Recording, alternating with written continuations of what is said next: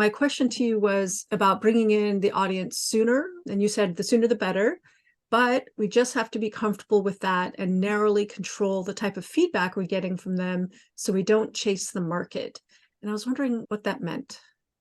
Yeah, it's a really good question because there's a few significant things. In general, when we get feedback for our stories, I find asking for very narrow, specific feedback super powerful because A, it limits the chances you're going to get toxic feedback, and you should never be getting toxic feedbackers anyway. But B, you can actually get very high level feedback from even newer readers if you ask the right questions. So anybody hearing that that's interested, I can give you a copy of the questions that I ask when I get feedback on a draft of my screenplays. And I'll give you the specific questions that I asked on two different drafts for a screenplay that's now got an Oscar-winning producer attached. So it works.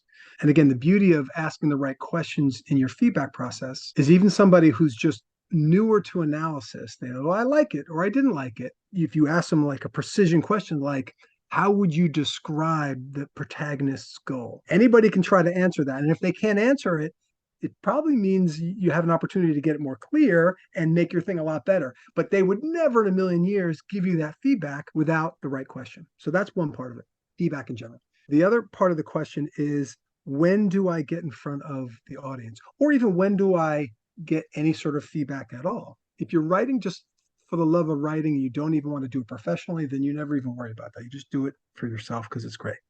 If you're a professional, but you're experimenting with something new and you're a little sensitive to it, you want to respect that and maybe not ever get feedback or whatever, or when you're ready. There's the person that's doing it just to explore. There's the professional that's doing something new to explore, and you might not be ready yet. Then there's other progression where you're professional and you're like, but it's new and you're kind of sensitive to it and you just kind of want people to give you general pat on the back. Like that's okay. Yeah. Don't think that you're supposed to do it this other way. Honor where you are realistically in terms of getting the right feedback from the right people, because if you get too much feedback too soon, it can derail you. So I know professionals that are very like this, and they're actually missing a lot of opportunities. It's because they got too much feedback too soon, or toxic feedback, whatever. So they wall up and they protect themselves. But so the next level up is you're like, no, I'm cool.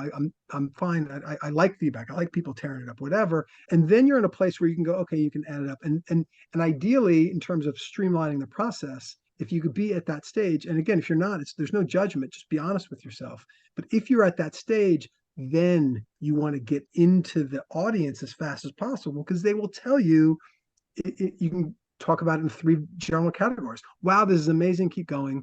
This is pretty cool. I'm confused about some things, or like, I'm not really feeling it. Like those three different reactions from like the real marketplace is gold, but Mm-hmm. not before you're ready to receive that gold. So even if you're doing long form stuff, there's ways of bringing it down to bite-sized pieces, like pitching your concept or pitching a line of dialogue or whatever into the marketplace, or talking about the character being this way or that way or the other way, where you can really lean in and start feeling your audience reaction. Are they excited about it? Or are they not? But again, it has to be an organic, powerful part of your process. Don't do it because you're like, oh, that's a good idea. That guy sounds smart, and do it and get feedback that you're not right. Because it's the internet. You might get trolled, you might get whatever. And you need to be at a place where you're like, yeah, I don't care. I want that feedback. Yeah. And I have one more anecdotal Yeah. story about this that'll be helpful. So my wife was taking this stand-up comedy class, and she's wonderful and really funny. And they did their showcase, and it was amazingly, kind of painful or whatever because they were all up there because they were new to it. And these are some pretty funny people and trying. This is LA, so there's a lot of talented people. But all of the newer one, all the comics were doing their jokes, and they were just so inwardly focused.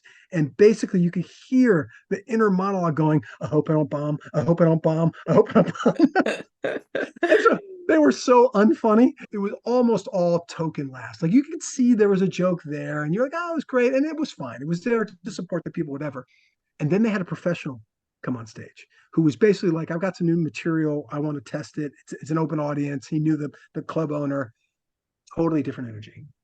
The professional was there using the audience, but like we wanted to be used in this way. This wasn't exploitative. It was Right. him as a mad scientist experimenting. Okay, here's this new joke, blah blah blah blah blah blah, and he's studying the audience response. And the audience, again, had one of three responses, kind of like, oh, that was funny. He's like, okay, that's a good joke. I'll Hmm. keep working on that. And then would go, here's another joke. And he would Hmm. study the response.